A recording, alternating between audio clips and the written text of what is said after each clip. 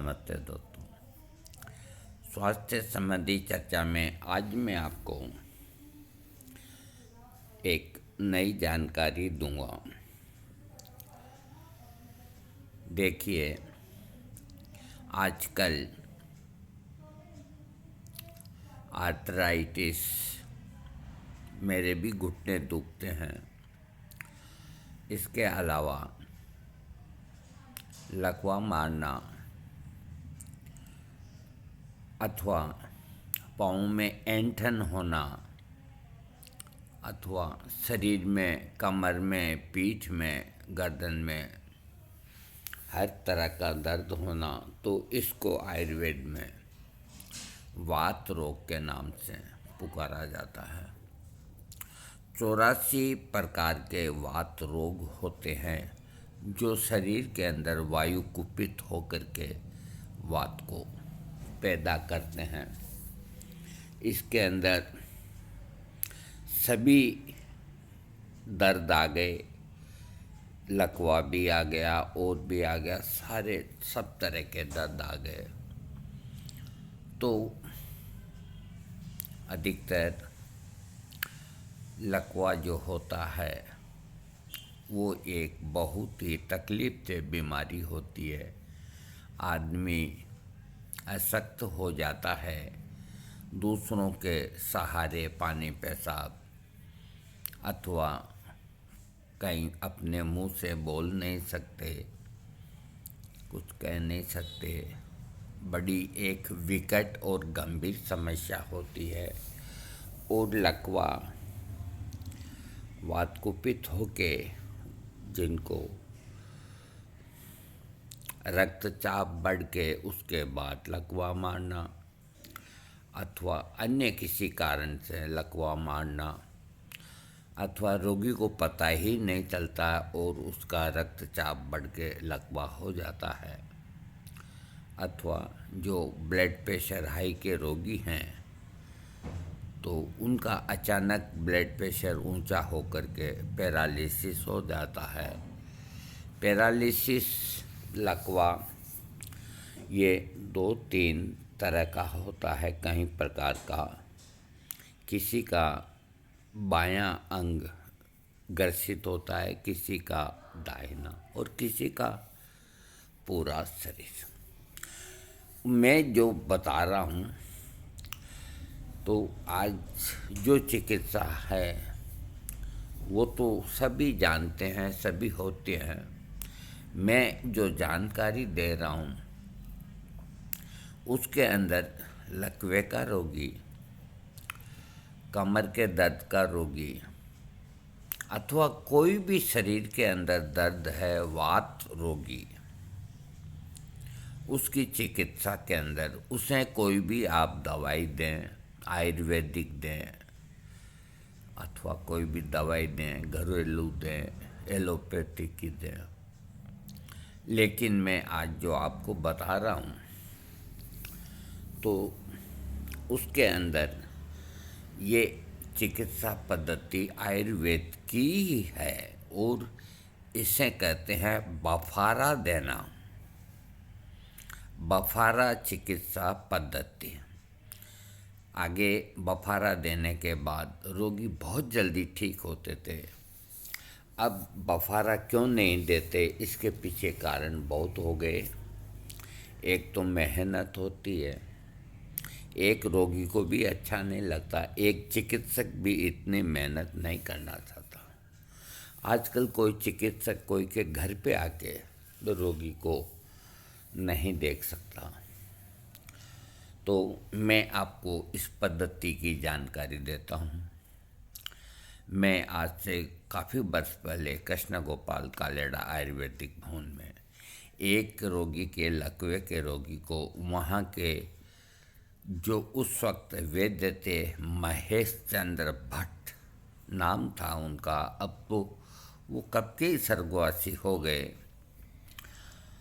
उस वक्त ही वो बूढ़े थे, तो इतने साल आदमी को 125 साल नहीं जीता है। तो मैं वहाँ कालेड़ा 2 महीना रहा। तो वहाँ बड़ा हॉस्पिटल है उनका और आज की तारीख में है, और आज भी गरीबों का वहाँ इलाज होता है। और मैं जानता हूँ कि शायद इस चिकित्सा पद्धति का भी वहाँ होता होगा, क्योंकि मेरा इन वर्षों में वहाँ जाने का काम नहीं हुआ। तो वो चिकित्सा पद्धति मैं आपको बताता हूँ। रोगी चाहे वात का हो, लकवे का हो, कोई भी किसी भी तरह का रोगी जिसके शरीर में वात कुपित होकर दर्द है, हाथ पाँव काम नहीं करते हैं, अंगों को हिलाना चाहे तो हिलते नहीं हैं, जुबान से बोलना चाहे तो बोलते नहीं हैं, तो ये चिकित्सा का जो तरीका है वो मैं आपको बताता हूँ। देखिए, आपने देखा नहीं देखा मुझे याद नहीं, आज से अब तो देखो गाँवों के अंदर मिल सकता है। जो चारपाई होती है, तो वो चारपाई पहले मूंज से बनती थी। मूंज एक तरह की घास होती है, और उस घास से रस्सी बनती थी, और उस रस्सी से चारपाई को बनाते थे। तो उसमें क्या होता था कि बीच बीच में इतने इतने छिद्र रहते थे। उसकी वो जो बनाने की जो स्टाइल होती है वो इसी तरह से होती है। और मूंज की खटिया पे सोने से कई बीमारियां अपने आप भी ठीक होती है। अब भी कहीं न कहीं मूंज की खाट मिल सकती है, लेकिन इन दिनों में देखने को नहीं मिली। तो वहाँ पे मैंने देखा कि उस रोगी को लकवा था। तो वैद्य जी बैठ जाते थे, कंपाउंडर को समझा करके, और फिर चले जाते थे। तो निर्गुंडी, निर्गुंडी से आप लोग सब परिचित हैं। ये कई बीमारियों को ठीक करती है, सेक्स प्रॉब्लम को भी ठीक करती है, और कुल मिलाकर के ये 84 प्रकार के वात रोगों को ठीक करती है निर्गुंडी। हमारे यहाँ निर्गुंडी, अब मैं आपको क्या बताऊँ, मैं पिक्चर भी नहीं दिखा सकता, क्योंकि यहाँ से 20-30 किलोमीटर दूर पे नदी के खाल के खड्डे के अंदर उतर के वहाँ इसके झुंड के झुंड, जिस तरह कनीर होती है ना, कनीर, बस बिल्कुल उसकी डुप्लीकेट मान के चलिए आप। इस तरह निर्गुंडी के पूरा नदी का जो खाड़ा है वो भरा रहता है, और 12 ही महीना ग्रीन रहती है निर्गुंडी, हरी भरी। तो वहाँ जो चिकित्सा उसकी की रोगी की, तो निर्गुंडी के पत्ते लाए और उन पत्तों को एक टब, बड़े टब के अंदर, जो पीतल या किसी का था, खूब बॉइल्ड किया। बॉइल्ड करने के बाद में उस टब को, रोगी जो था उसको मूंज की खाट पे नंगा करके लिटा दिया, और ऊपर उसको पतला ऊन का बना हुआ कंबल ओढ़ा दिया, खाली चेहरा दिखता रहे। और उस टब को, उसकी जो भाप निकलती है, तो उस रोगी के खाट के नीचे इधर से इधर, यानी कि पाँव से लेके सिर तक और सिर से लेके पाँव तक उसको कोई चीज़ से इस तरह सरकाया करते थे। महज ये 20 या 25 मिनट के अंदर फिर भाप ठंडा हो जाता, पानी देना बंद करते। तो ये एक बफारा हुआ। तो दोनों टाइम इस तरह निर्गुंडी के पत्तों को बॉइल्ड करके और उसकी भाप से बफारा देते थे। तो जो टब में से जो भाप निकलती थी, तो वो उन छिद्रों में से जो रोगी का पूरा शरीर है गर्दन तक, उन सब तक को वो टच करती थी। और वो लकवे का रोगी महीना 15 दिन के अंदर बिल्कुल ओके हो गया, हाथ पाँव सब काम करने लग गए। अब इस तरह की चिकित्सा कौन करते हैं, मैंने कहीं देखा नहीं। अगर कोई करते हैं तो बहुत खुशी की बात है। और मैंने फिर अपने अनुभव के अंदर एक आदमी के, ये जो हाथ है ये बस यूँ ही रहता था, यूँ यूँ नहीं होता था, यूँ नहीं होता था, कुछ भी नहीं होता था उसमें। यहाँ सुई करो तो उसको एहसास नहीं। तो मैंने उसको कहा कि भाई देखो, तुम्हें हम ठीक कर देंगे, बाकी तुम्हें ये काम करना पड़ेगा। हम जगह बता देते हैं, वहाँ से पत्ते ले आओ निर्गुंडी के, और एक ही बार में ले आओ, इतने सारे ले आओ, कोई पैसे थोड़ी लगते हैं। और ला कर के और उनको ये टाट की बोरी के ऊपर छाया के अंदर डाल दो, और जितनी आवश्यकता हो तो एक छोटा टब लेकर के और उसमें करीब 200-300 ग्राम पत्ते डाल करके और खूब बॉइल्ड करके, और फिर उसके सामने रख के उसको कुर्सी पे बिठा के टेबल पे वो रख दिया टब। देखो इतना दूर हाथ रखना चाहिए, जले नहीं, झुलसे नहीं। और उसके हाथ को दूसरा आदमी पकड़ के उसका बफारा दोनों टाइम 21 दिन दिया। और ऊपर वाला बालाजी ठीक करते हैं, हनुमान जी हम तो क्या हैं, हम तो आते हैं जाते हैं, वो रक्षा करते हैं सबकी। उनके आशीर्वाद से वो रोगी बिल्कुल ठीक हो गया, उसके हाथ बिल्कुल काम करने लग गए। तो ये चिकित्सा पद्धति बफारा वाली। अब बफारा यहाँ तक कि हुआ, ये कोरोना जो चला के भी गर्म पानी में विक्स डाल के ऊपर कपड़ा डाल के मुंह के उसकी भाप लीजिए, तो इसका रूप बदल करके और ये आया है। जबकि वो एक तरह का मुंह के अंदर बफारा हुआ, हाँ, उसकी भाप से श्वास की नलियाँ खुल जाती हैं। तो अब मैं एक बात बता देता हूँ, इस तरह अगर कोई कर सकते हैं तो लकवे के रोगी बहुत जल्दी ठीक होते हैं। और जहाँ निर्गुंडी 12 महीना नहीं होती, तो जहाँ होती है तो वो बोरी भर के ले आए, वो पत्ते काम करते रहेंगे।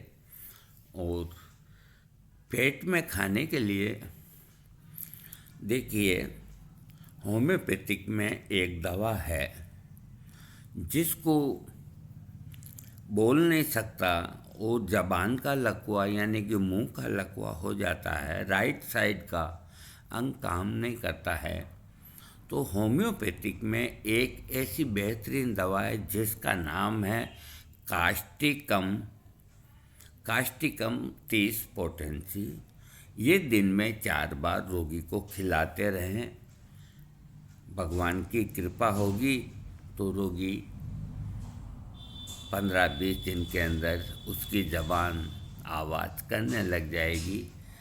ये मुंह का और राइट साइड का आधे शरीर का जो लकवा राइट का और मुंह की ज़बान का, उसकी ये एक पेटेंट दवा कास्टिकम 30 पोटेंसी 4 बार। कुशल चिकित्सक हो तो 200 पोटेंसी सुबह शाम भी दे सकते हैं। बिना डॉक्टर के इस दवा का इस्तेमाल न करें। इसी तरह होम्योपैथिक के अंदर बहुत लकवे की दवाइयाँ हैं, लेकिन ये देखना आवश्यक होता है कि पूरे शरीर का लकवा है या लेफ्ट का है या राइट का है और किस वजह से हुआ। पूरी उसकी हिस्ट्री और उसकी जानकारी के बिना अब बहुत से ऐसे रोगी हैं जो हमको व्हाट्सएप पे लिखते हैं कि हमारे पिताजी को लकवा हो गया, कोई दवा बताइए।